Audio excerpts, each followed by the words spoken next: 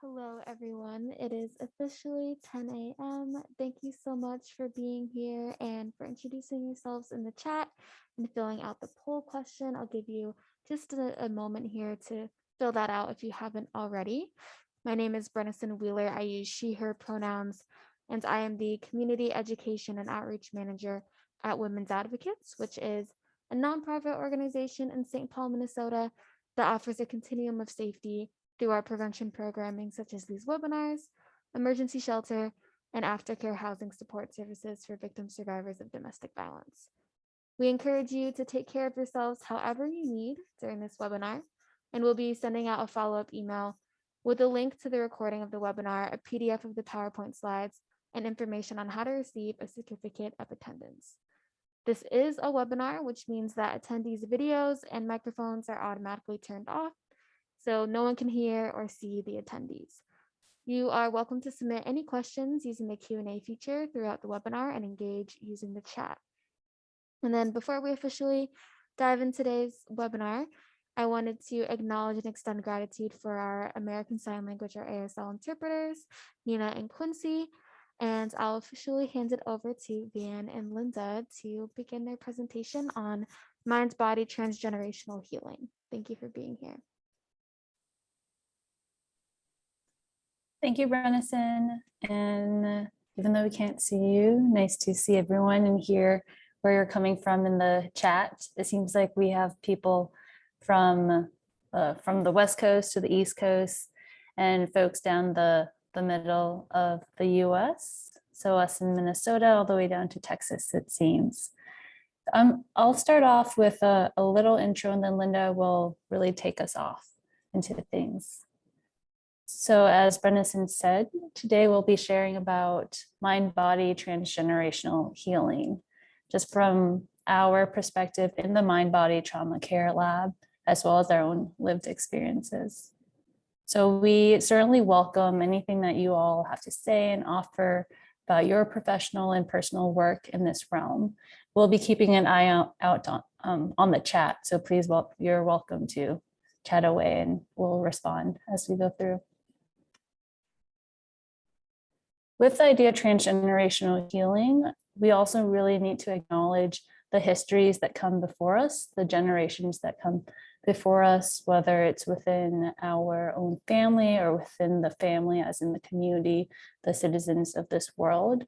So with that, we want to acknowledge that the University of Minnesota Duluth is located on the traditional, ancestral, and contemporary lands of Indigenous peoples. The university resides on land that was cared for and called home by the Ojibwe people. Before them, the Dakota, the Northern Cheyenne people, and other native peoples from time immemorial. Ceded by the Ojibwe in an 1854 treaty, this land holds great historical, spiritual, and personal significance for its original stewards, the native nations and peoples of this region. We recognize and continually support and advocate for the sovereignty of the native nations in this territory and beyond. By offering this land acknowledgement, we affirm tribal sovereignty and will work to hold the University of Minnesota Duluth accountable to American Indian peoples and nations. So if you're familiar with the land on which you are currently residing, you are welcome to share that in the chat so we can also provide acknowledgement of the histories of the lands that come before us. And if you are unsure who the rightful owners of the land you're residing on might be, then I'd encourage you to look into that historical context. With that, let's take 30 seconds of silence to reflect on thinking of the Indigenous folks that have come before us that truly reside on this land.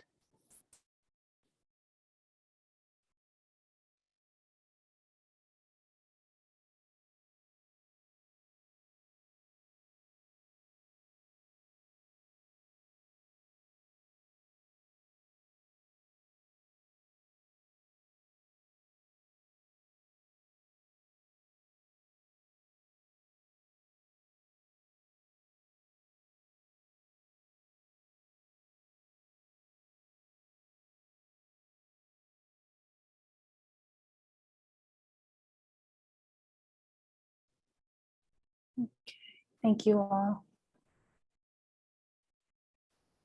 We would also want to acknowledge that we honor rather than appropriate, we strive to honor the histories of yoga and meditation that stem from Hinduism and Buddhism.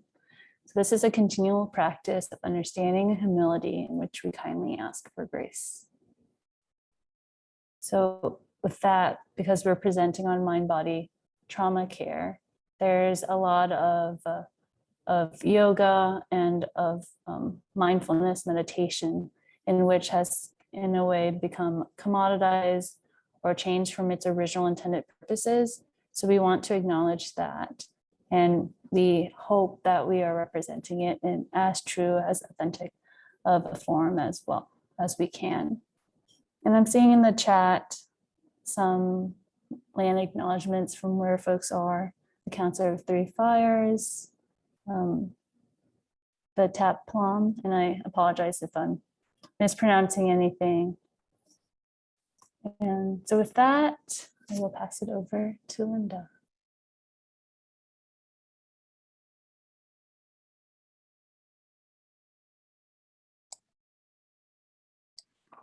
We also present this webinar in dedication to all those impacted by domestic violence across all lifetimes. So in this moment, we wish to acknowledge and reflect on the impacts, the healing, and the resiliency of all those that have been affected. So please join us in a way that is meaningful to you for another 30-second moment of silence.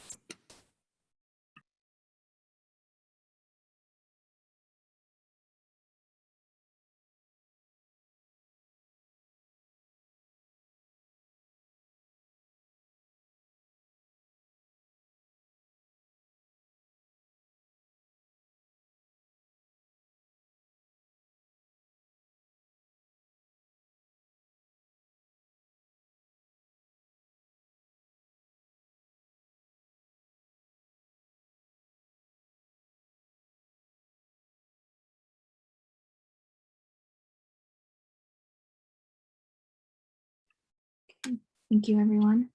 You can go to the next slide. Okay. So we believe that this work and these discussions can be intensely personal, and that positionalities such as gender, class, race, ability, and other identities and experiences of the individual plays a central role within these discussions. And along the same line, we believe that the personal cannot be completely removed from the professional, and that various personal characteristics may allow us to grasp and understand certain insights or phenomena more or less. And so before we jump into the presentation, we'd like to acknowledge and share our positionality that affects our discussion today. So my name is Linda.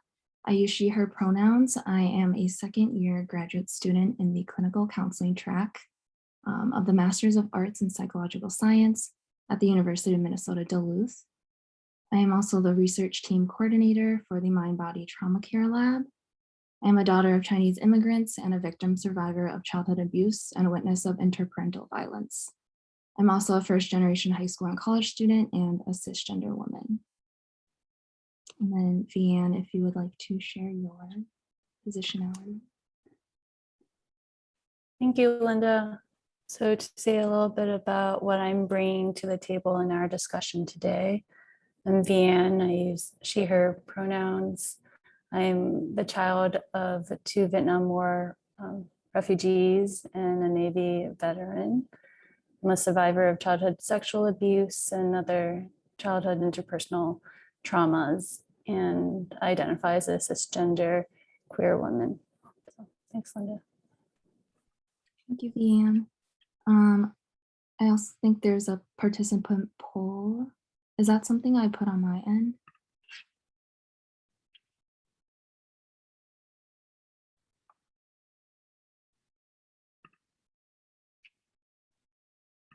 Or is that the sector poll, Vianne? Yes, I just shared the results of that poll. Okay, thank you.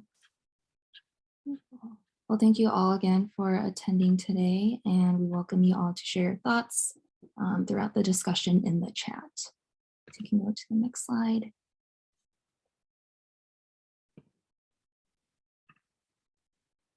Okay. So we'll be discussing 3 areas today. In part 1, we'll be talking about embodied transgenerational trauma to understand the transgenerational embodiment of trauma and how that is affected through cycles of violence. And then in part 2, we'll be talking about mechanisms of transmission and points of growth. And then lastly, in part 3, we'll be discussing holistic transgenerational healing to learn mind-body approaches to promote healing. And there will also be a couple of embodiment practices throughout the presentation that we invite you all to join. Next slide. Okay. So I'll start us off with part 1, and then Linda will introduce part 2, and then I'll close with part 3. So for the first part, embodied transgenerational trauma, our learning objective here is to understand the transgenerational embodiment of trauma and cycles of violence. So although we ultimately want to discuss transgenerational healing and transgenerational growth, it is important to also acknowledge the traumatic experiences that our bodies might have lived through, as well as those before us, to lay that foundation of healing on which we'll build. Sometimes with transgenerational trauma, and I think in the field of psychology altogether, the body can get lost as we seek to understand these cognitive processes. We seek to intellectualize or rationalize reasons why. So this is now an invitation to join us in an embodiment practice, simply to notice what's going on in your body, what your body might be holding. So if you'd like, you're welcome to join us in this, or you can tune out my voice and just do anything that feels apt for you in this moment. So you're welcome to close your eyes or find a point of focus in front of you, perhaps a gaze down.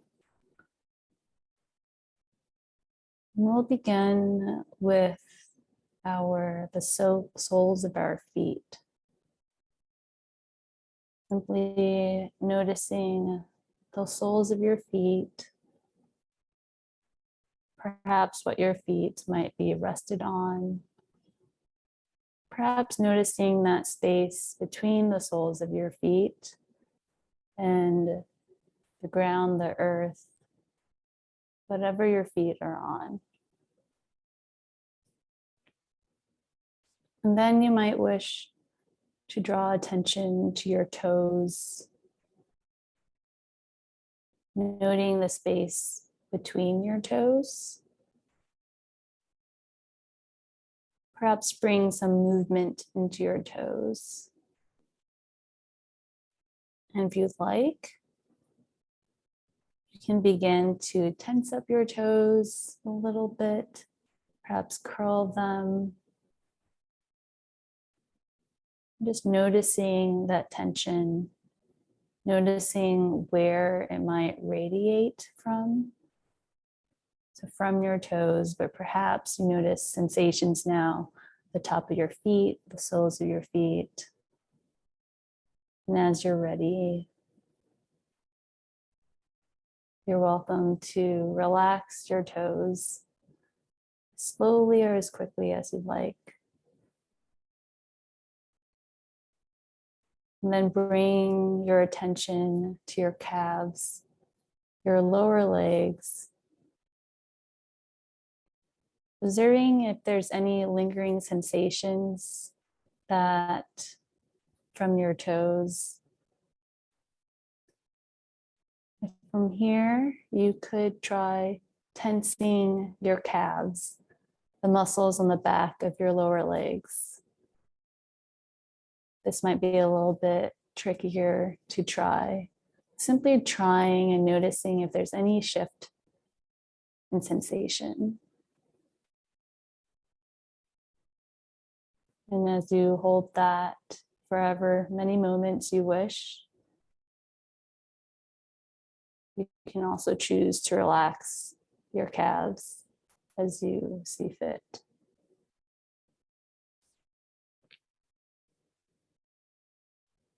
And then you can, if you'd like, bring your attention to your upper legs, your quads, that area of your upper leg right above your knees. And as we progressively work up the muscles of our legs, you can also choose to tighten your quads here. And perhaps notice how the sensations of that also travel down, back to your calves, down to your ankles.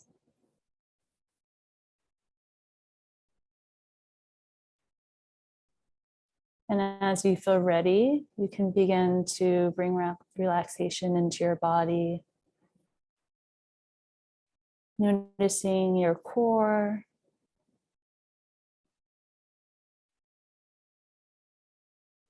perhaps bring attention to your shoulders and your arms. At this point, perhaps you want to try tensing your shoulders, whether that's up or back, as though it's cold outside for those in Minnesota.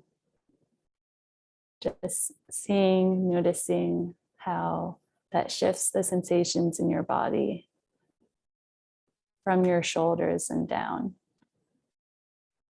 And as you're feeling ready, allowing your shoulders to drop back and noticing that tension release. And lastly, you might try to do this with your hands. So again, noticing the space in between your fingers, the webbings of your hand. And then I invite you to bring tension into your hands, whether that means clenching into fists or opening really wide and noticing the spread of your fingers, just holding, clasping your hands, perhaps squeezing them a little bit. Then know that you have the ability to relax that tension, to allow that tension to subside, and to create those shifts in your body.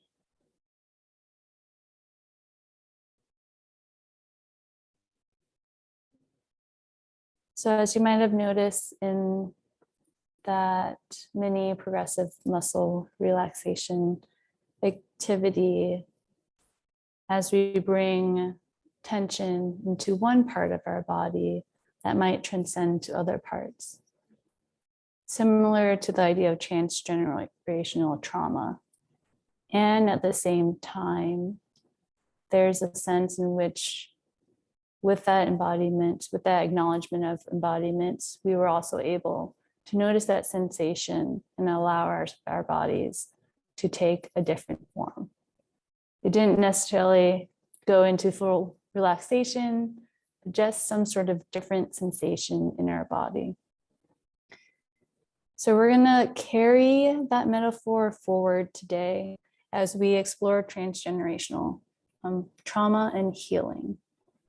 So a reason why we're looking at this also from this, I guess, perhaps academic standpoint is to provide validation of why, of experiences before us impact us now. Like, why might we have the propensity to be more distressed about a certain event than somebody else? And we just want to bring forward that this is something that starts before us. So looking at parental PTSD and among parents and then their offspring, you can see here that when parents don't have PTSD, their offspring have the lowest lifetime prevalence of depression and anxiety. And you can see that if either parent has PTSD, then that percentage either it triples or more than doubles. So that's pretty significant, almost a 3-fold increase in the lifetime depression prevalence rate and anxiety disorder prevalence rate for somebody with one parent with PTSD compared to someone whose both parents don't have PTSD. And then you can see when both parents have PTSD, there's some, it might be some sort of protective factors because it's not a perfect gradient. So when we think about that, it also means that there are ways in which we can nurture ourselves. And we'll talk about that throughout. Okay, I'm checking the chat, see if there are any questions so far.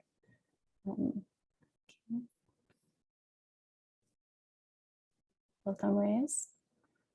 Y'all are, welcome to continue introducing yourselves in the chat.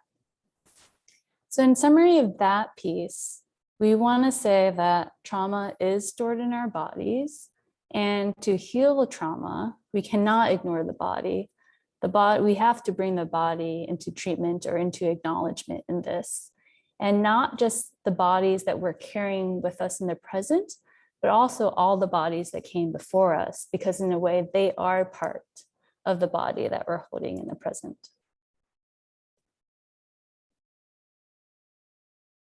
So we'd like to share this quote by Thich Nhat Hanh, who's a Vietnamese monk, and with my family being from Vietnam, I honor what he says a lot, and he follows Buddhism. So with this quote, I'll read it out loud. If you're welcome to open the palm of your hand right now as I read. So if you look deeply into the palm of your hand, you will see your parents and all generations of your ancestors. All of them are alive in this moment. Each is present in your body. You are the continuation of each of these people.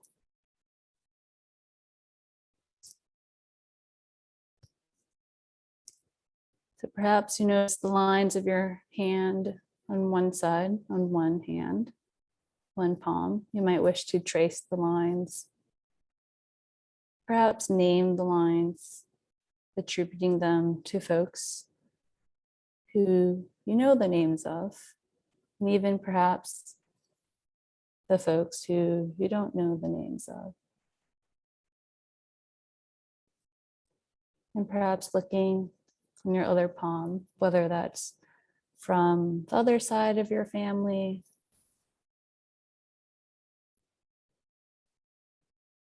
or whomever in your life, whether it's blood family or not blood family, but family nonetheless.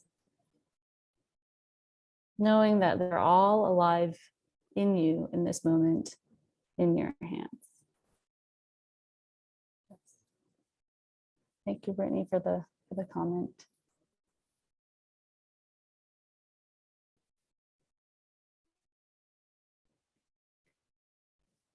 So that was pulling from Buddhism primarily, and now we pull a little bit from the mindful meditation practices of Buddhism as well as yoga and Hinduism. So in these practices, there's this idea in which we come from not only nature and nurture, but also our past lives. So in Western thought, you might have heard of nature and nurture as really being important to where we are today, like the idea of gene and environment. So nature being this, what's thought of as our biological aspects, our genetic composition, the DNA, the genes that are passed down onto us. And then nurture being our environment, the home in which we were raised, the community in which we live, the folks in our lives, whether our neighbors, family, friends, even acquaintances, those we see around, the systems in which we were raised in. So all of these things shape who we are. And one might argue that even things that we view as nature or really nurture in that sense, because our DNA can change. So that is, so a way of thinking is that the way we perceive things, so the ways so like I had mentioned before, there's some sort of stressful event. And then you'll notice that different people have different reactions, different responses to that event. So they might perceive things as more or less hurtful than somebody else. So the way we perceive, the way we move our bodies, the way we move in the world, whether we're slouching or standing up straight, the way we think, our automatic thoughts, and the way we act, the way we take these perceptions, movements, and thinking into our behaviors. These are all habits. So we tend to have a way that of thinking, some sort of thinking pattern, whether that's healthy or unhealthy for us. We tend to have ways, oh, I lost the screen. 1 second. We tend to have ways in which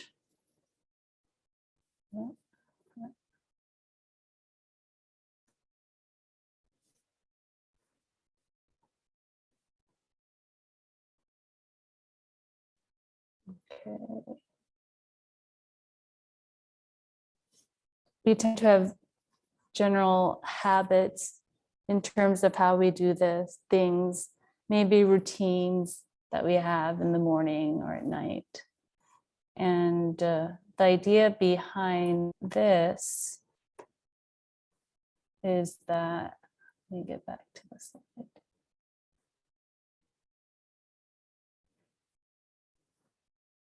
Is that they arise from 3 general sources, not just gene and environments that, I don't know what's going on here, that we might typically think of, but also past lives. Whether that means our past lives or different cycles, depending on your belief system, or whether that means the past lives of those who come before us.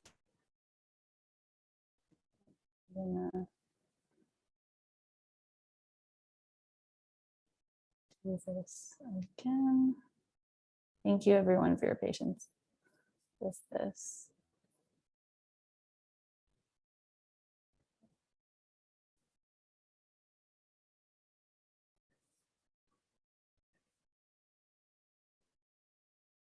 Okay, let's hope that this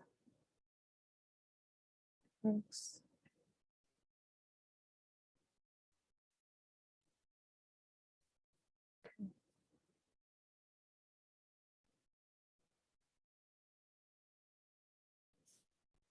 All right, so with that, I'd like to speak about how trauma lies in our bodies even before we're born. So 3 generations, we carry the traumas, our potential for resilience across 3 generations. So looking at our maternal grandparents at 5 months into pregnancy, the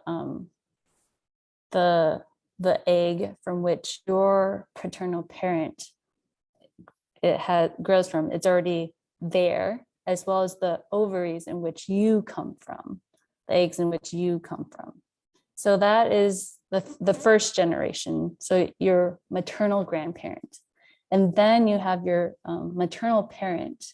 So they already have the precursor cell of the egg from which you come from, because your maternal parent will have all the eggs that they have in their lifetime when they're born. And knowing that the precursors for that came from your maternal grandparent. So you are literally carrying cells, or the precursors of cells from your maternal side from 3 generations across. And then if you look at your paternal parent, so unlike eggs in which there's a set number, sperm can continually develop. So as your paternal parent might experience trauma, throughout their life, that gets brought in the production of sperm continually. So it's not only some sort of compounded effect from previous generations, but also it's felt as traumas might occur in your paternal parent's life. And then that brings you to the here and now, carrying these 3 generations in your body, whether that's of trauma or of resilience, and not really or, but both.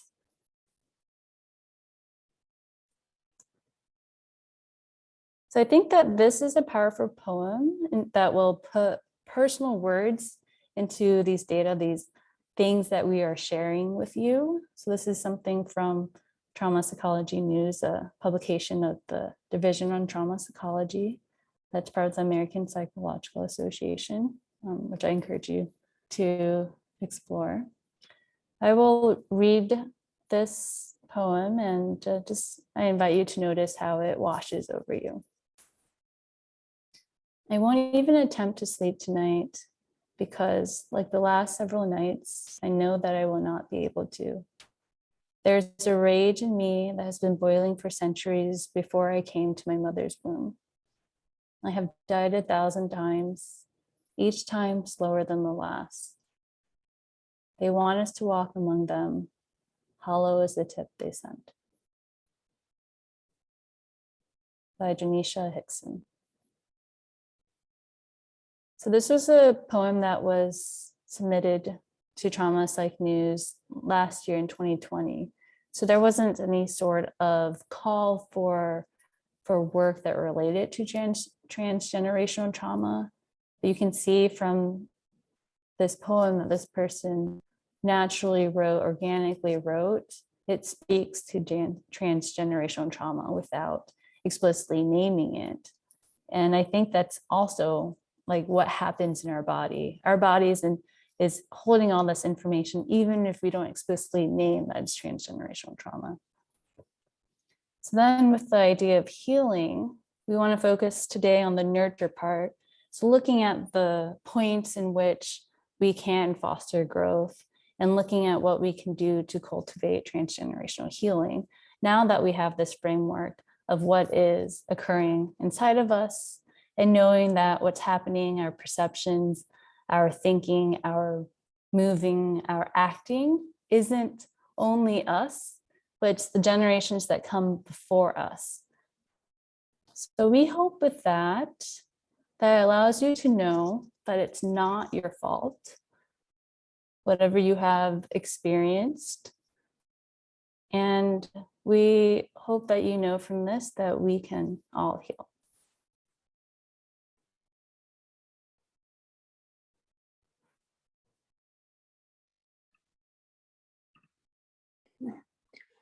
So now moving into part 2, we will discuss mechanisms of transmission and points of growth.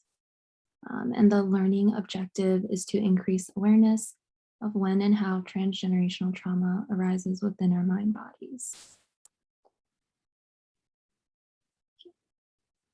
So I'll begin by talking about historical trauma and historical unresolved grief and loss.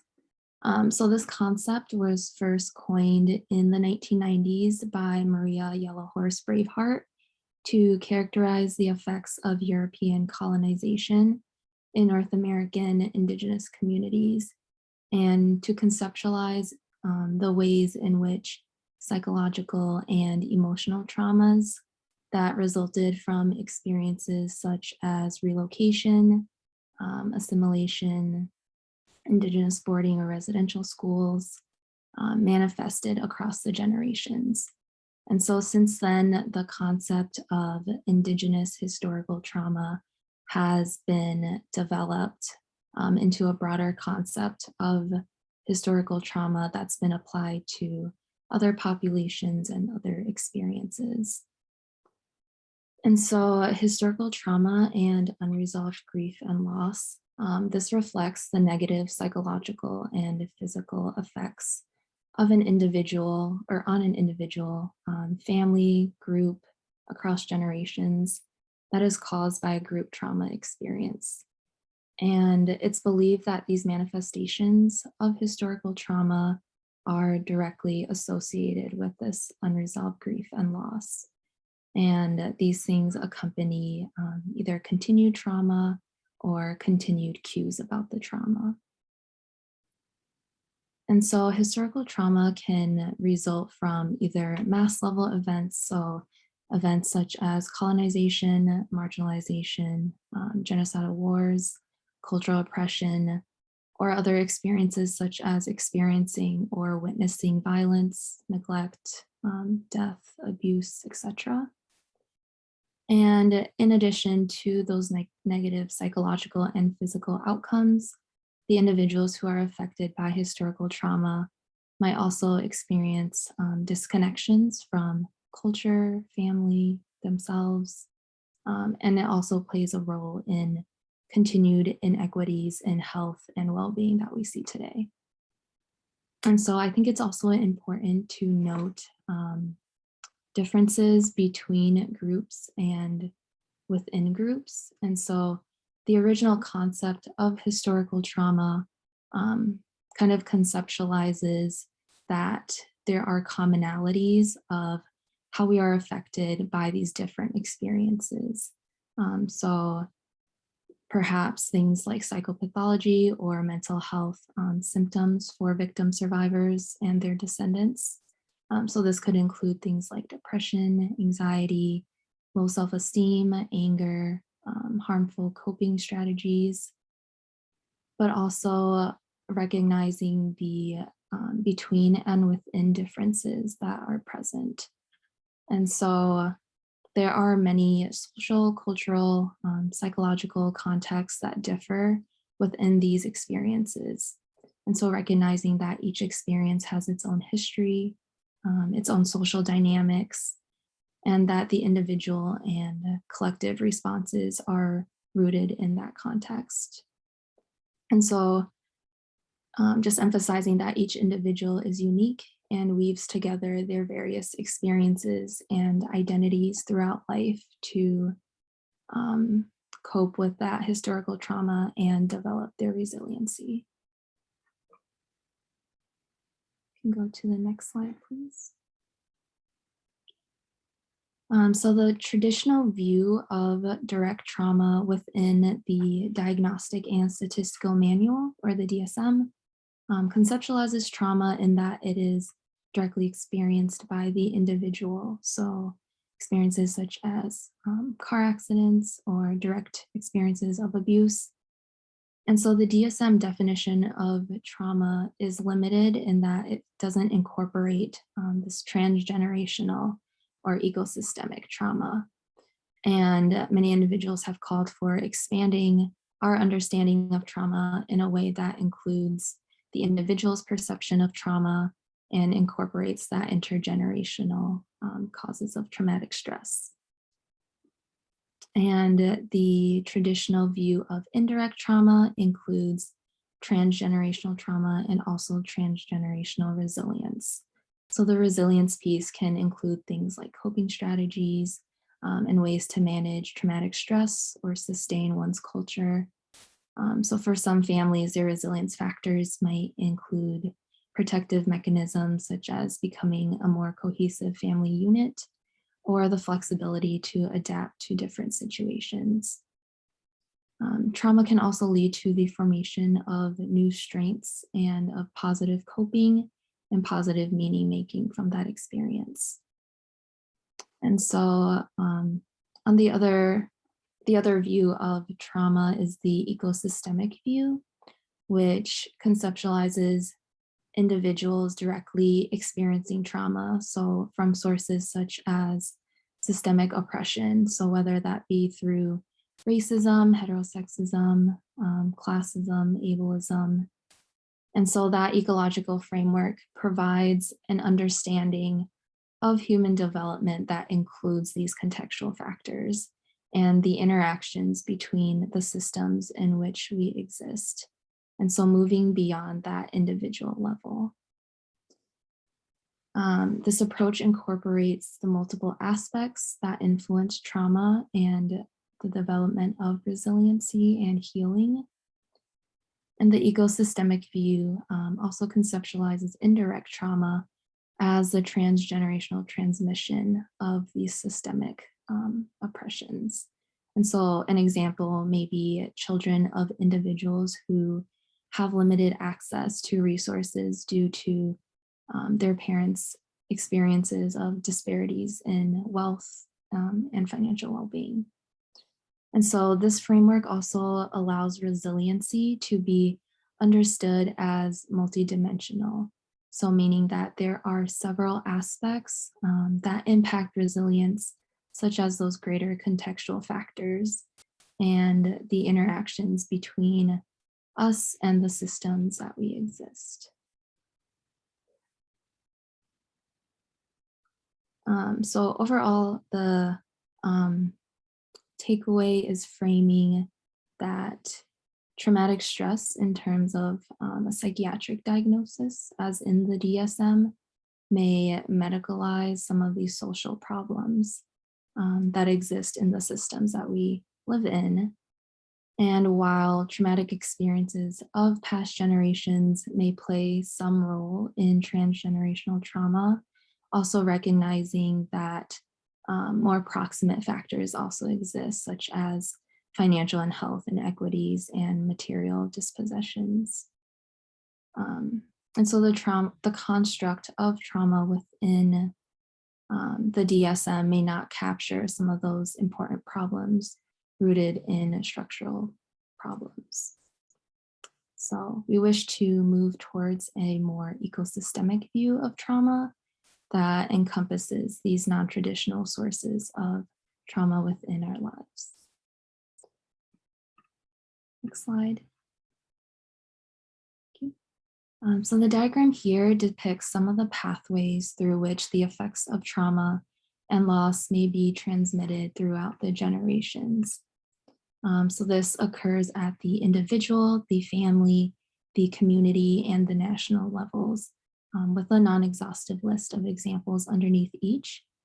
And so starting from the top down, the national level may include political disempowerment, loss of collective identity, experiences of genocide, which trickles down and affects the community level through community disorganization, conflict, social problems, and then to the family level through family dysfunction, experiences of violence, and other forms of abuse and disruption, which then trickles down to the individual level, where individuals may experience low self-esteem, mental health issues, difficulty parenting, and epigenetic alterations of stress response. Individuals may also experience separation from parents, denigration of identity, suppression of culture. And so these individual level outcomes may then affect individuals across the generations. And so this process and this graph are cyclical in that the right-hand side shows how the national level affects the community, affects the family, and then the individual. But also on the left-hand side, how those individual factors affect their family and potential future families, which then affect the community and then the national level. There's also protective factors and healing that occurs within each level. So for example, policies, availability of resources, opportunities for pro-social involvement can occur at the national and community levels. And at the family and individual levels, potentially things like attachment bonding, positive caregiver involvement, healthy environments within the family, social interactions with peers, and emotion regulation skills that occur at those levels.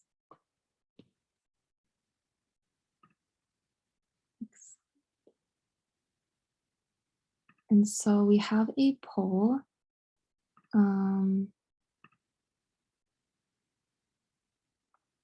Okay, wonderful. So which of the following levels of transmission emerges most in your life, whether that be in your work, in your personal life, or something else? And also feel free to describe in the chat as well.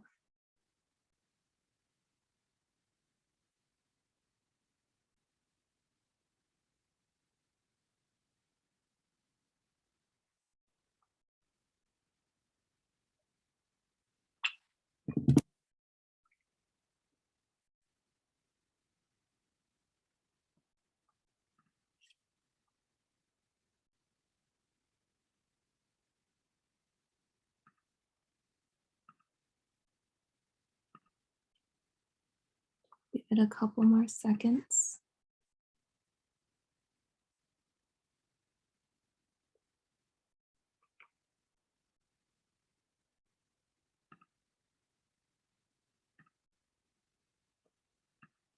Okay. So it looks like most 57% at the family level, 18% at the individual level, 15% community level, 7% at the nation level.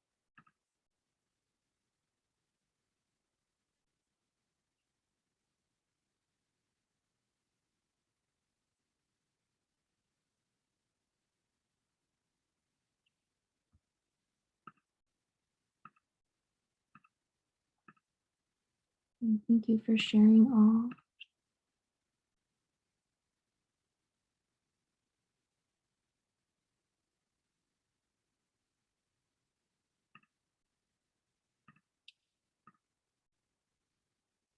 Brittany says, I think transmission is truly cyclical, different levels over time and across different levels of development for me personally. Can only see them as interrelated with structural violence manifesting down through the layers and back up.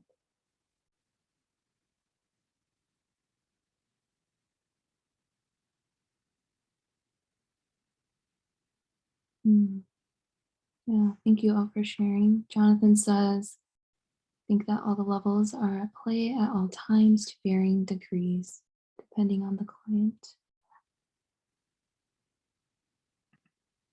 Thank you.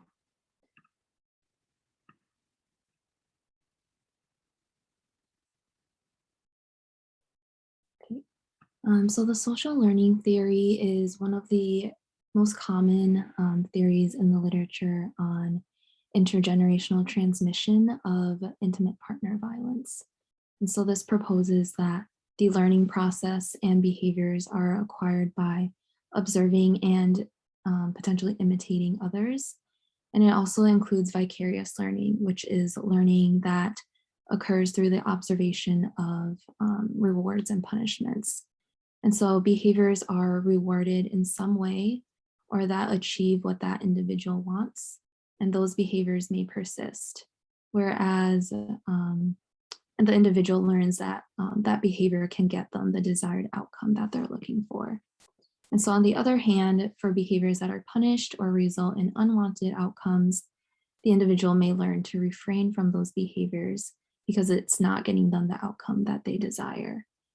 And so in regard to domestic violence, children who witness someone using violence in their family to get what they want may learn to also solve frustrations and conflicts through violence. And children may also learn to view violence in relationships as appropriate or see the use of violence to relieve stress, express anger, or control others as an effective method. And so when children are exposed to these methods, they might not learn pro-social alternatives to solve these interpersonal problems, and perhaps not develop strong alternative means for solving problems throughout life. I think another important point to note is that the chances for a person to engage in domestic violence increases exponentially if that person has experienced childhood abuse and witnessed interparental violence. But also acknowledging the limitations of the social learning theory perspective. And so one limitation is that the intergenerational transmission of domestic violence is not 100% predictive. And this perspective may be too simplistic because it does not include or encompass those additional factors that are impacting the child or impacting the individual throughout their life. And so there has been various other factors that have been identified to mediate the intergenerational transmission of violence. And by mediate, I mean something that tells us how or tells us why an effect is taking place. So in this context, some of the mediating factors that have been identified include gender role attitudes, lower socioeconomic status, more exposure to school or community violence, and types of coping mechanisms and conflict resolution strategies. And so these factors really add to the social learning theory by explaining why or how the intergenerational transmission of violence occurs, rather than solely that observation of violence. And on the other hand, healing in regards to the social learning theory may include things like learning healthy conflict resolution skills, understanding the dynamics of power and control within relationships, which we'll talk a bit more about later, and really unlearning those behaviors that may have been modeled throughout life.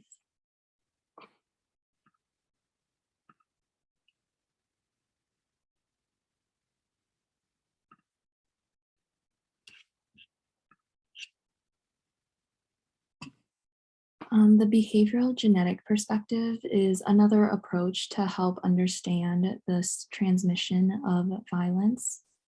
So this perspective looks at the interaction between genetic and environmental factors, similar to that nature and nurture interaction that Deanne had talked about. But although most families share that similar environment as well as genetics, it's also difficult to partial out the contributions from each of those factors when looking at this. And so there's been behavioral genetic research in relevant areas such as antisocial behaviors, aggression, and violence. And this perspective uses that research kind of as a guide to help explain the transmission of domestic violence. And so research has shown that aggressive, violent, and antisocial behaviors are genetically influenced, and that aggression in intimate partner relationships and aggression in the community have many of the same predictors, correlates, and consequences. And so in other words, there's similar factors that estimate or forecast future outcomes and similar factors that co-occur with these behaviors. And so some of those include violence in the family of origin, low socioeconomic status, low educational attainment, employment status, and substance use histories. And one of the more consistent findings on antisocial traits is that the combination of genetic and environmental risk factors result in the greatest risk for antisocial traits and criminality compared to only genetic factors or only environmental factors. So again, demonstrating the interaction between nature and nurture. It's also important to note that the genes are probabilistic, not deterministic. And so meaning that they don't accurately predict or 100% determine the outcomes, but rather they play a role in interacting with the environment to potentially determine these outcomes. And that individuals with such genetic risk factors are trying to overcome this risk that may have been predetermined before birth.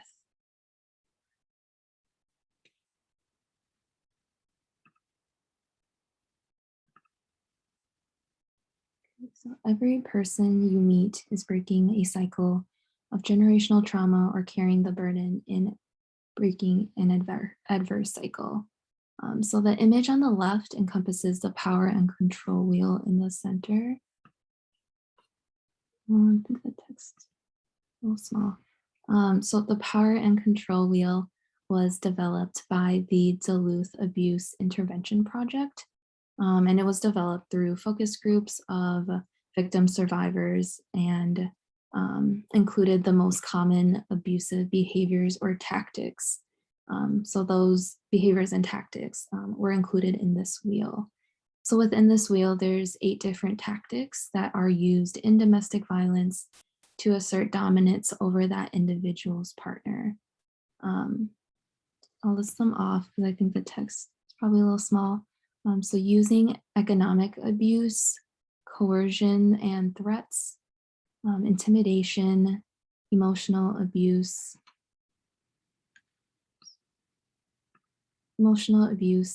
isolation, minimizing, denying, and blaming, using children, and using male privilege. In this context, given that the focus groups interviewed victim survivors who are women and the perpetrator was a man. And so surrounding the power and control wheel include greater influences at the institutional level and culture, whether that be positive or negative.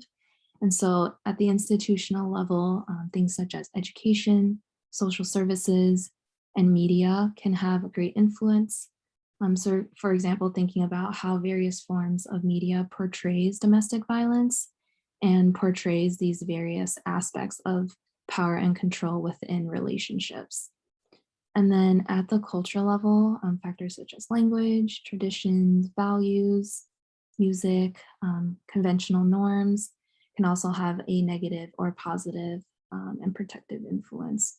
So really, again, emphasizing that the transmission of trauma and the intergenerational resiliency is more than the individual, but also these greater influences at a higher level, which segues into part 3.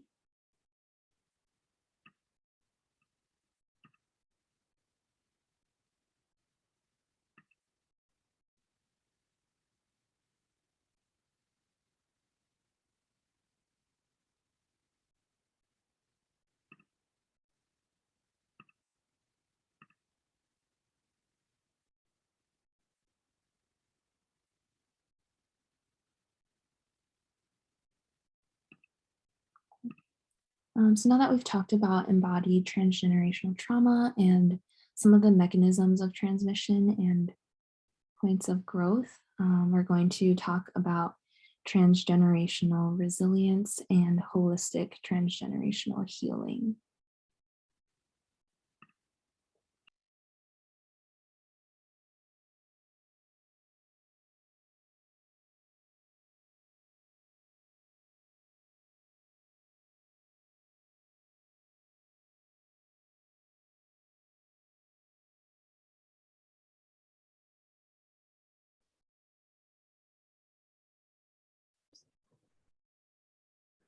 Okay, thank you everyone for your patience. I don't know what is happening with my Canva presentation mode today. I think we'll try it with this audience window bar. We all are okay with ignoring that top bar. So now that Linda has discussed like mechanisms of how a transgenerational trauma and resilience can occur, we'll talk about some things in which we might actively try to cultivate that transgenerational healing. So the learning objective here for our last part is learning mind-body approaches to promote transgenerational healing. And before we continue, I noticed that there were 2 hands raised. So I'm wondering if Maria or Laura, if either of you would like to unmute or share your question in the chat.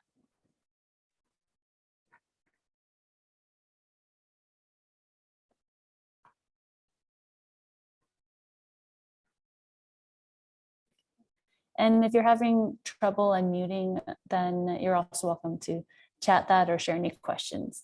But we'll keep an eye on the chat if anything comes up.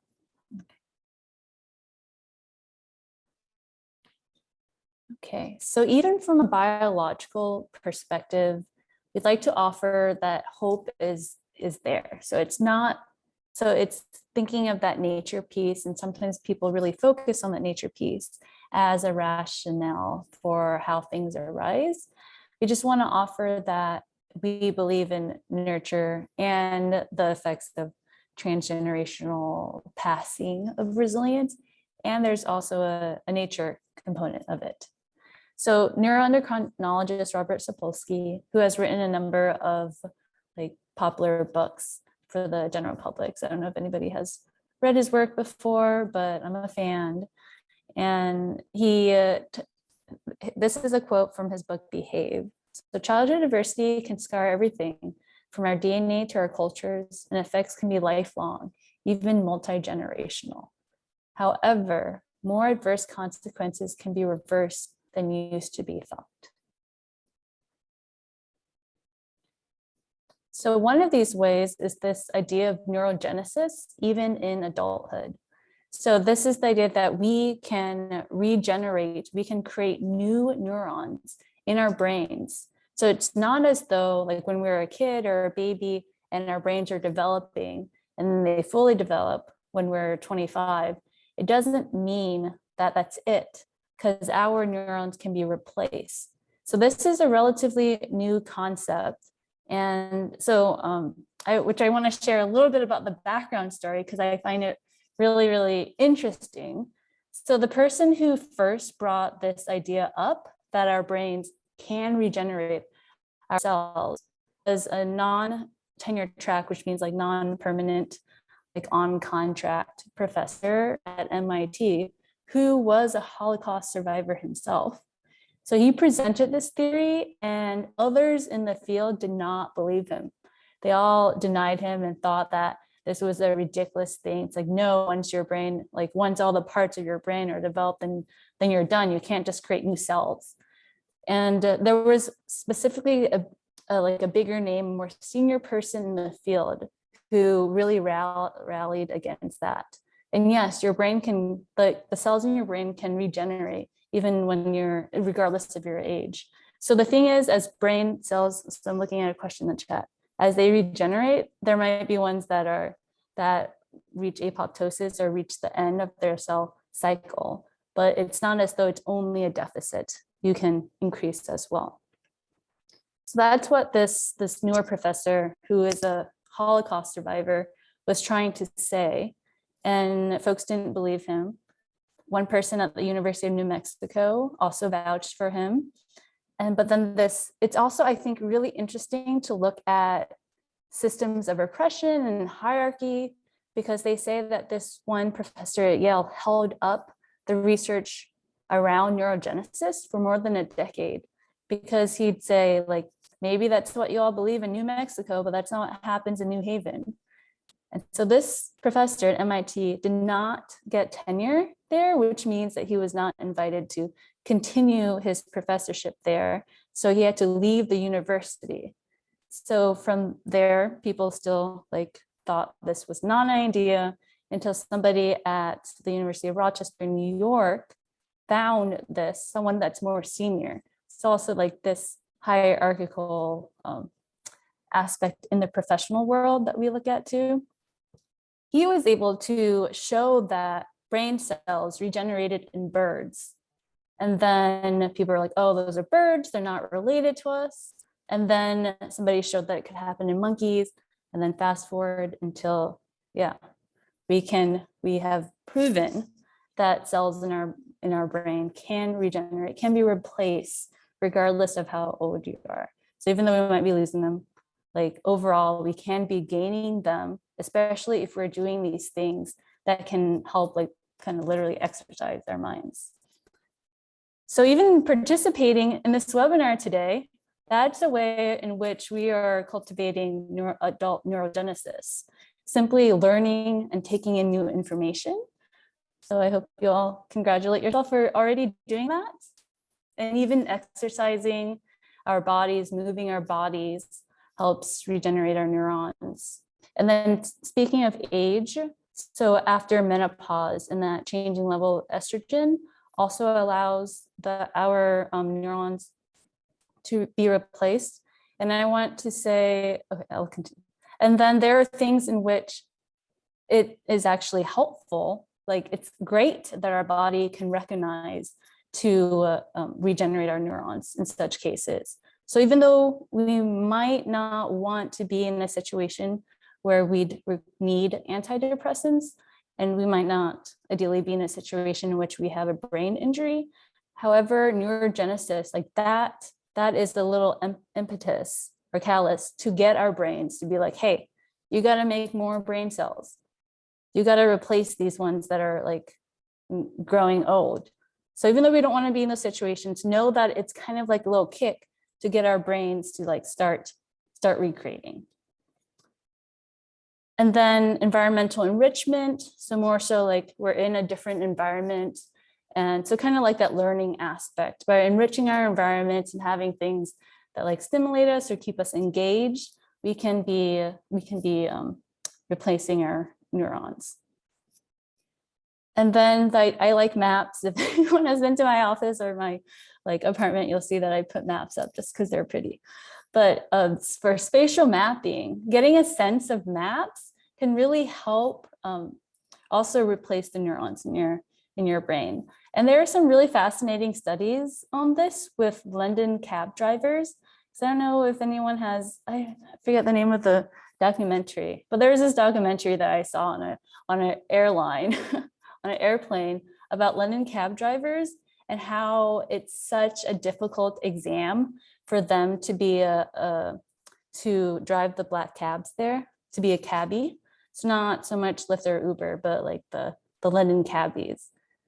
So essentially they have to memorize every single street in London and be able to name all the turns and everything, shortcuts through the city. So they're really like building a spatial map of this, and people take years to study for this exam. So what they have found is that these London cab drivers, as they're studying for the exam and continuing their jobs, they are continually replacing and growing new neurons, which is pretty exciting there.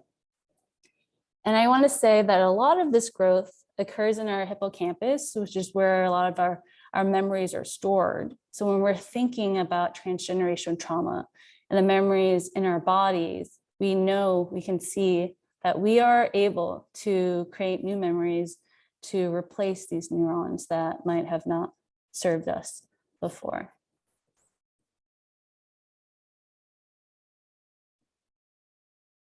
Okay. So then in terms of some specific approaches that we can do, we'll talk first about compassion-focused therapeutic approaches.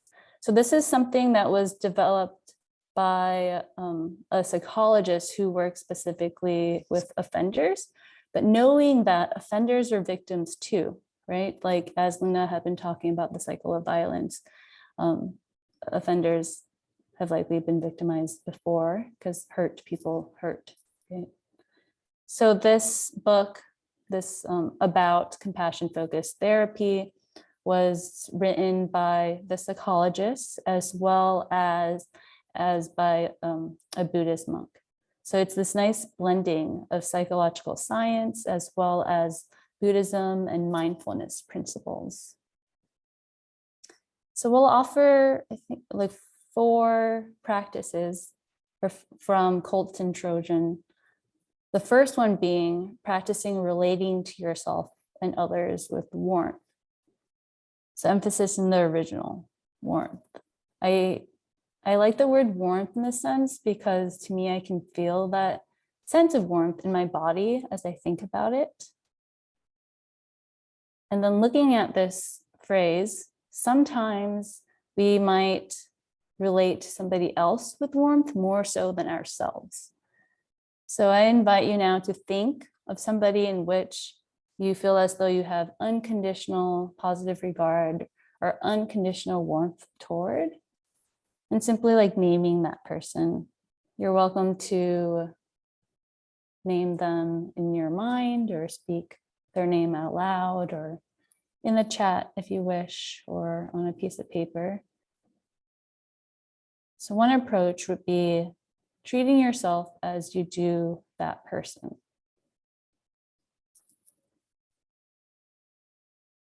Oops. Okay. The next one employs the practice of mindfulness. So when we have these unhelpful thoughts that may be stemming from histories of trauma, whether that's emotional abuse and someone telling us that we can't, that we're this, that we're that, rather than pushing those out of your mind, trying to let those thoughts go. So that's kind of, so they sound similar, but they're different. One is a way in which we're like, in a way, providing a judgment on that thought. And by telling us to ignore that thought, in a way, we're putting more energy toward it, versus employing what we know about mindfulness, connecting with ourselves and noticing that thought simply as a thought, and then shifting our attention to something that is more helpful. So rather than ruminating on that thought, which can happen when we're like, don't think about that, don't think about that, don't think about that, rather acknowledging that's a thought, not the truth, allowing yourself to know that the sensations that are coming up for you with that thought comes from generations before you. So yes. Oh yeah. So there's I see Jonathan wrote, said, don't think about elephants. Just don't think about elephants. What's on people's minds right now? Probably elephants, whether that's even if it's telling yourself, don't think about elephants, inherently in that statement, you're thinking about an elephant. And yes, as we make judgments, it saps our energy. So rather than putting power into the thought, we can put that back onto ourselves and shift to something that is more helpful for us, whether that's one of the coping mechanisms that Linda had mentioned earlier, or any of these. Okay. Another idea from the book, or from compassion-focused therapy, is engaging in a regular practice that helps make friends with yourself. So that kind of connects to the very first point, in which we might find it easier to relate to others with warmth than to ourselves. So thinking about yourself as your own best friend, thinking of an activity or a time of day or a location in your home in which you can reconnect with your values and sense of meaning in your own life. Whether that's journaling, whether that's eating peacefully, whether that's sitting, lying down. It doesn't have to be anything super fancy in any way. It could be something that you do every day anyway, but doing it with an intention, with a different intention. So that could be like eating or showering or getting ready for bed or getting ready in the morning, allowing that to be a time in which you reconnect with yourself. And perhaps at this time, I invite you to also to kind of visualize a time in your day in which you could make mental headspace for that.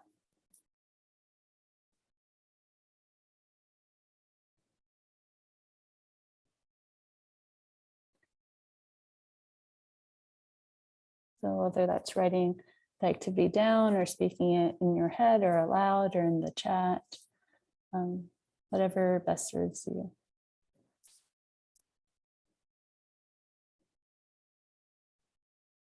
Okay. And aside from selecting those moments, as you move throughout the day, there could be a question that you ask yourself, or a statement, a validation statement, or an affirmation that you provide yourself. So one example is, how can I bring compassion to this moment? So that may or may not resonate with you. So that's one way in which there could be a focus on compassion. There are also other things, other affirmations that might resonate with you more. So I welcome you to think about one. It doesn't have to be like this perfectly succinct phrase. It could even be a word, just anything that would remind you. So see Jennifer saying, gratitude and affirmation of I am worthy. Yeah, so 3 simple words, I am worthy.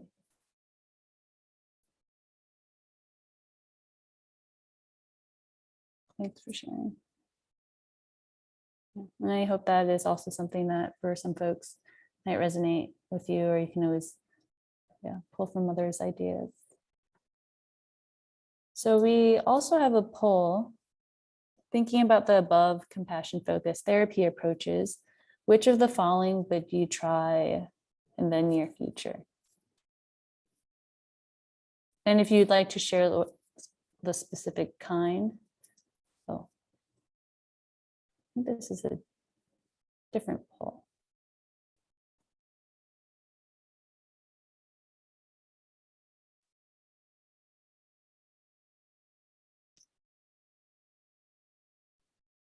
Is there a poll prior to this?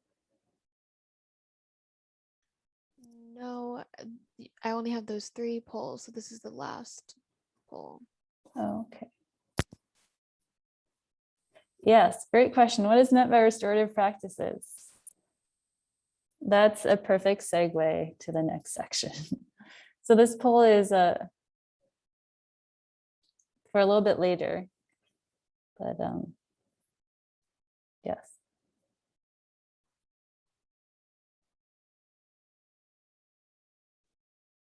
So we'll end this one and we can see how folks are sitting with what they've selected. So we still have a third, select restorative practices. It does sound nice, right?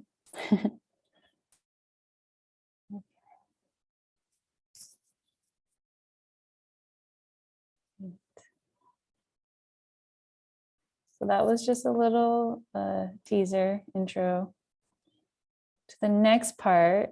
Oh wait, no, this is also the mind body part. So thinking about how movement can help heal intergenerational trauma or traumatic stress. So this is I don't know if anyone's from Canada here or is familiar with Roy Henry Vickers' work, but he's an Indigenous artist. And him and his team have created twoseaters.com, in which any purchase of this poster with 2 seaters promotes bringing mind-body healing into Indigenous communities. So these words are simply the words on the poster, and I can read it for you all too. So how can movement help heal intergenerational trauma or traumatic stress? It's a great question, I think. And one response or answer is, when we are free to make choices based on how we feel in the present moment, we help heal the mind-body experience. Therefore, 2 of the most powerful questions we can ask ourselves in a trauma-informed practice are, what am I noticing in my body? And what do I want to do about that?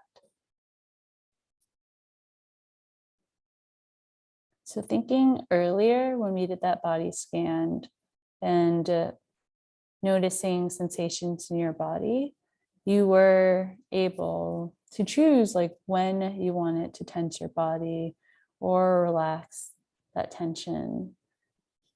And knowing that you can also do that with movement.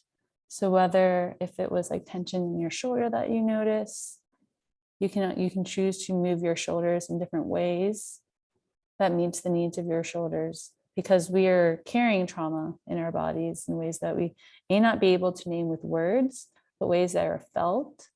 And then these movements that we can practice with ourselves, the things that might organically arise, movements that might be calling us, might be calling our bodies at this moment, if we allow our bodies to speak, if our bodies can be silent enough so we can, or in which our minds can be silent enough so that we can hear our bodies.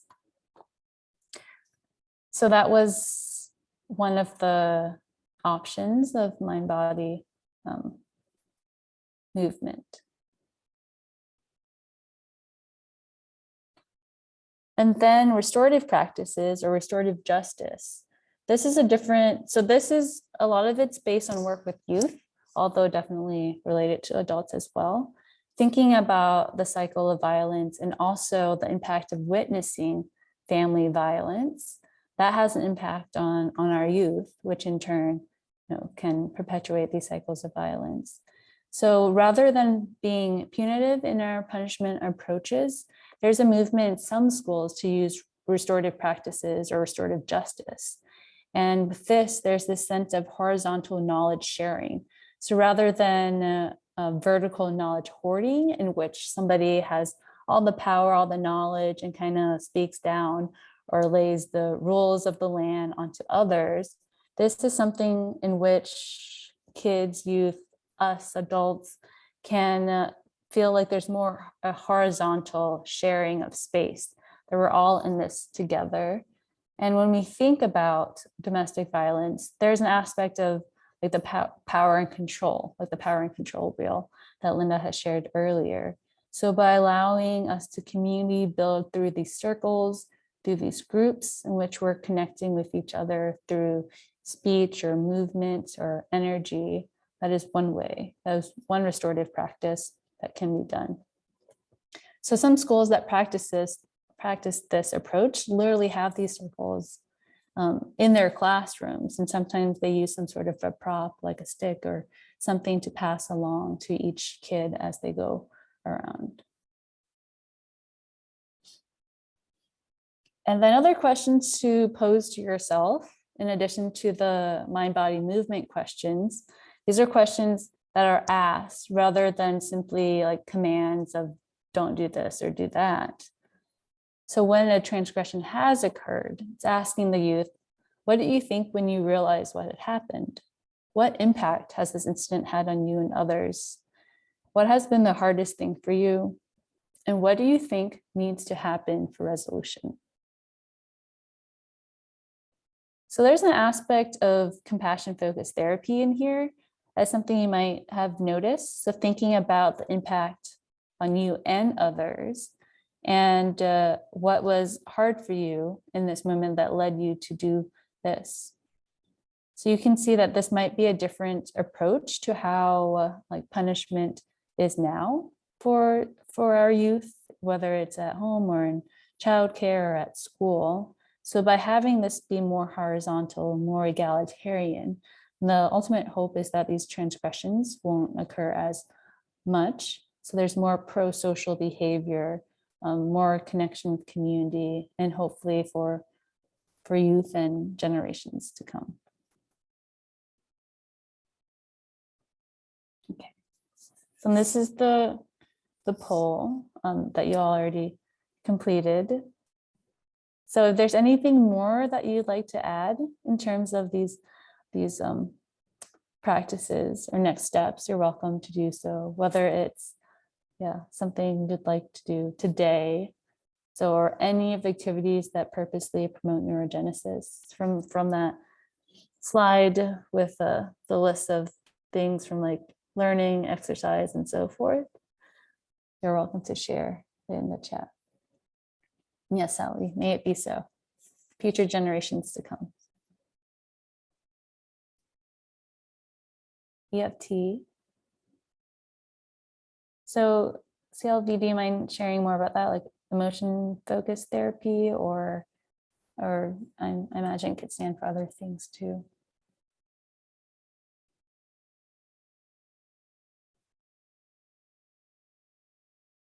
Ooh, dance choreography. Yes, for sure. Such an embodied aspect, dance.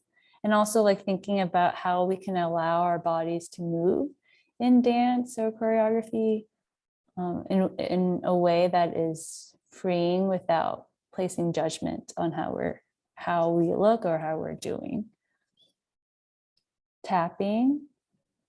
So perhaps tapping is something that's helpful to you, like literally tapping like your forearms or something, just providing that bodily sensation for you to focus on. Writing poetry, yeah, like the poem that I had read earlier that inadvertently talked about transgenerational healing. Drumming and breathing communally, yeah, so creating that shared space with others. Swimming, yeah, that movement, and really having to be present to stay afloat. Yes, just taking a walk. So that's a lot of like in Buddhism, walking meditations are really common. So it's not just sitting. Oh, emotional freedom technique, tapping. Oh, okay. That freedom. It's not just focus, but freedom. Yoga, Zumba, Qigong, yes. Gospel music. Yeah, so filling into these rhythms and making rhythms with your body. Kids, yes, please tag. Team sports, so that bodily aspect, as well as that community aspect. So thank you all for sharing some great ideas. Oh yes, animal-assisted therapies. It was interesting. We're like, what do animals think? Do they think? Are they just being? I think in improvising kind of falls in the like improvising and dance, things that are like performance-based but don't need to be performance judged in a sense.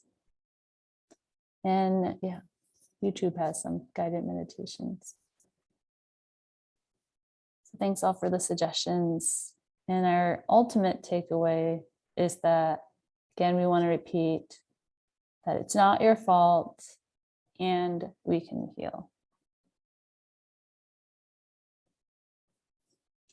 So with that, we want to provide acknowledgements to some of our core collaborators. And so the lab is co-developing a perinatal trauma-sensitive yoga protocol. So thinking about how trauma is passed through the womb, like we talked about, and perhaps allowing more of this, promoting this more of this mind-body connection or acknowledgement of how the pregnancy process can be, have elements of trauma or power and privilege aspects, thinking about how somebody else is telling you what to do with your body, when to eat, what to eat, all these things. So with that, we are hoping to, in terms of looking at the mechanisms or points of growth that Lynette talked about, we are hoping to encounter that before a child is born. So that I would also encourage you to listen to the Postpartum Revolution podcast, in which one of our collaborators does an interview on trauma and birth and pregnancy. So I think that's a great thing if you have 45 minutes. And so thank you. Linda, and invite, we have 3 minutes. But thank you for asking questions throughout and sharing in the chat. And you're definitely welcome to contact us. Our email addresses are there, and our lab website is listed too. Friends, and I'll give it back to you for any moderating things and if there are any other questions. I'm seeing a lot of gratitude and love and warmth in the chat, which is really wonderful to see. Also in the chat, you will find a post-webinar feedback survey, so you can let us know what you thought of this webinar. If you have other recommendations or suggestions for webinar topics. I always love collaborating with the Mind Body Trauma Care Lab, and so I'm honored to have you all here. And then if you would like a certificate of attendance for this webinar, I put the instructions for that in the chat, and all of this information will also be sent in a follow-up email before the end of the next business day, which is tomorrow. And so you can find the recording. It'll be uploaded to our YouTube channel as well. Yep, seeing some questions about being able to listen to it again. Yes, it'll be on our YouTube channel. You'll also get the direct link sent to your email too. Van, do you want me to leave it up for another minute with any additional questions, or would you like to close it out? If it's all right, yeah, I have a couple minutes if there are any questions. So you're welcome to put a question in the Q&A. And Linda, if you have a couple moments. Oh, there's a request. I just resent. Oh, it's not going to everyone. That is why. Let me try that again. So now you should have the instructions for their certificates. The post-webinar survey should also automatically populate when you close out of the webinar. It will also be in the follow-up email. And then the YouTube. And then yes, thank you again to Quincy and Nina for interpreting with us. They're also people who collaborate with us quite often too. So we're grateful for your partnership. All right, it is officially 11:30, so I'll go ahead and stop the recording and wish you all the great rest of your day, and hope to see you at our next event in November. Thank you.